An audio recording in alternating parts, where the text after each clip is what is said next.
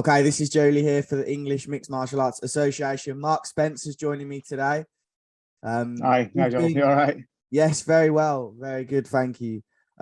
You've been involved in Emma for a long time now. How long exactly has it been? So I originally started with the UK MMAF, so that's back in 2016. I went out with the team to Vegas, and it all started from there, really. So yeah, it's quite a long stint. And obviously, I have you here today to talk about the youth worlds, the progression through to the juniors, then to the adults, and obviously that starts with the youth. Our team is very in depth, and it obviously, yeah, starts with that youth squad. How long have you been the coach with the youth now? Yeah, so I've been I kind of started the team. So as we kind of moved into becoming English Mixed Martial Arts, at that point, the youth team was the first team to go out and represent England in the first Youth World Championships, which was back in 2000. No, sorry, 2019, before everything kind of shut down with COVID and that. Over that time, there was another world championships for the youths. Unfortunately, we couldn't take a squad out because the hosting country banned any UK residents going out to compete. So we unfortunately missed the second one, but we've been building the team over the last couple of years. We've been all across the country supporting our youth athletes with training days, bringing in some real talent as well. So we've had the likes of, Molly McCann taking sessions. We've had, Andrew Fisher, who's in Bellator. Paul Rimmer and his coaching team at Next Gen in Liverpool. Lee Baum, who was Semtex's coach for many, many years. We've been really fortunate to bring in some great coaches for the kids as well, where, they've had the opportunity to learn from, UFC, Bellator, both fighters, coaches. We've had Von Lee as well, who, again, another UFC fighter. So it's been really fantastic to see the support that the kids have had. And it's just been nice to kind of just see so many people get involved outside of the team as well, to show that support. And how nice has it been so far to, obviously since 2019, to have seen some of the young people in the youths progress to the juniors, and obviously sooner rather than later? Yeah, absolutely. I mean, it's a great call. We that should be the goal. So the youth team is to start building the foundations for the junior team, which are the 18 to 20-year-olds, and then eventually into the adult team, which is 21 plus. We need to be, getting kids involved at like 12, and so that they can progress through all the different ranks and really get that experience as well. As a country, I think we need to try and move away from this, 4 or 5 amateur fights and then going pro. When you look at what, agree, yeah.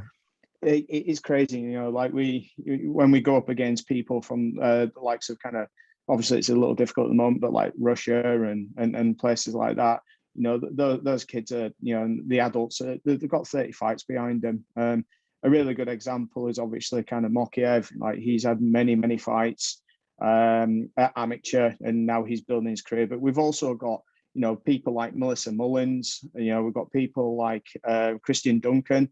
I'm a big fan of Christian Duncan. Yeah. Like, that guy has just been plodding away and getting the experience in, traveling across the world. He's a really good example of kind of that progression from amateur into professional, but also, we need to take it a step further and start looking at the youths and the juniors. So, getting these kids involved early, giving them the opportunity to have this international competition as well, because there are so many different styles when you go to an IMMAF event. When you fight against someone from America, it could be, really good collegiate style wrestling, very, very good at leg attacks, to, kind of to people from kind of Bulgaria and Ukraine are quite similar as well, where they have very top heavy kind of throws and stuff like that. So it's fascinating, and kids getting experience it now as a 12-year-old to 17-year-old. It's just going to help them throughout their career. Yeah, this one's a two-part question. Quickly, first of all, what age range is the youths for people who don't know? Yeah, so the youth at the moment is 12 to 17. It's split into three different categories. So you've got Youth C, which is 12 to 13, Youth B, which is 14 to 15, and then Youth A, which is 16 to 17. Each age range has different rules. So there are some different rules from the kids who are category C to category A. But the one thing that's consistent and personally I agree with is there's no headshots. So there's no head contact in any of the IMAF youth tournaments. Yeah, and then obviously part two, just as a coach on a personal level, how will it feel?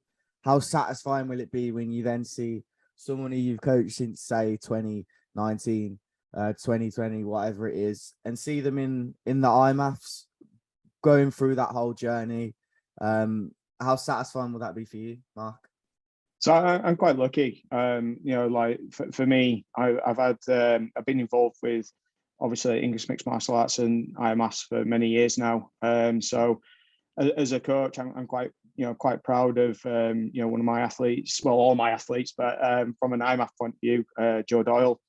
She's the most successful female athlete England and the UK have produced.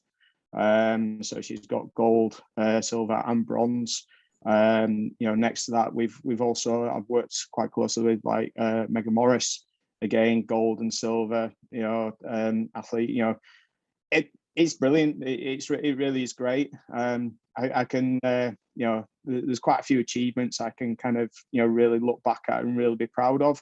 The first youth team that we took out is the most successful England team that we've had. We came back with 11 medals, which we've never done before. Before that, the juniors and adults team that I helped take out to Rome a couple of months before that, they got 10 medals. So it's been good. Like obviously the experience for the kids is key, making sure that they have the experience, they enjoy it, they take away some positive sort of experiences away from being in an IMAF tournament. It's not all about the medals, but it is nice when you see the guys win. Yeah, 100%. So there you go. You already have an example, but yeah, it's fantastic to see that we have those kind of levels. So it can give people hope for the future, not just joining the adults and then try and get to the IMAFs. You can join from such a young age. One thing as well, which is good that you can obviously talk on, is it's not just 12-year-olds fighting 17-year-olds. There's actually categories, because obviously at that age, you're changing quite rapidly. Yeah, and we've experienced this so many times. So we held our qualifiers last year. I think it was October. So the guys who qualified for the places, they actually, they qualified 10 months before they were due to go out and actually compete in the IMAS. So that was a real learning curve for us, because the pesky kids do get big pretty quickly. So Marie Spencer has done a fantastic job working with the coaches, the parents, and that's key for us. So when we're having when we're communicating with the coaches and the parents, not just the athletes. So we want to make sure that we're picking the right slots for the kids. Paul Reed's been fantastic. He's held a couple of sessions with the youth team to talk around kind of weight cutting and also weight management at such a young age, because this is something that can be quite dangerous if we don't manage this and help the guys kind of learn correct weight management. If kids at like 12 and 13 are watching people cutting significant weight and think they should be doing the same, it can really cause some harm. So we're quite fortunate that we have a performance board, which Paul Reed heads up, but we have so much resource in there. We have nutritionists who work with youth athletes. So we get access to these people, athletes get access to these people, and it's worth noting that yes, the youngest age to compete is 12, but we've been working with kids throughout the last year for younger, because we're looking to build a team. We're looking to build that succession, not only from a youth to junior to adult, but also into youth. So these conversations are key. Paul works with a lot of coaches as well. So like a lot of coaches have reached out to Paul to kind of talk around strength and conditioning. And these are conversations that, you know, have never really happened, and especially for youth athletes. So we've put a big effort in, and we've had a lot of people, you know, giving their time, their money. You know, a lot of, people aren't getting paid for coming down and helping out. So like, you know, someone like Molly McCann, who, is doing so fantastic in the UFC, you know, for her to give up the time to come down and train the youth athletes, the juniors, the adults, you know, I really appreciate it. I think it's fantastic, and it shows that, you know, we're giving these kids an opportunity to really succeed without, you know, hurting themselves. Well said. Let's cap this off. Just when and where the Youth Worlds. Yep, sure. So we'll be flying out to Abu Dhabi on the 15th of August, so a couple of weeks away. The competition starts on the 17th to the 20th. They've split the categories, which I think is going to be absolutely fantastic. So we've got kind of the C class, B class, and then there's 2 days of A class, because that's usually the bigger category. We've got 19 athletes going out with parents and coaches. So a lot of people to mobilize, and excited to get out there. Best of luck with that. But no, well said. It was actually a really intriguing one today, and I enjoyed the insight on the youth and the progression, etc. So yeah, thanks for doing this, Mark, and best of luck to the team.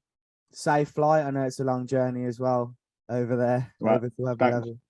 I'm looking forward to going out and visiting for the first time. It'll be I'm sure it's going to be a warm one.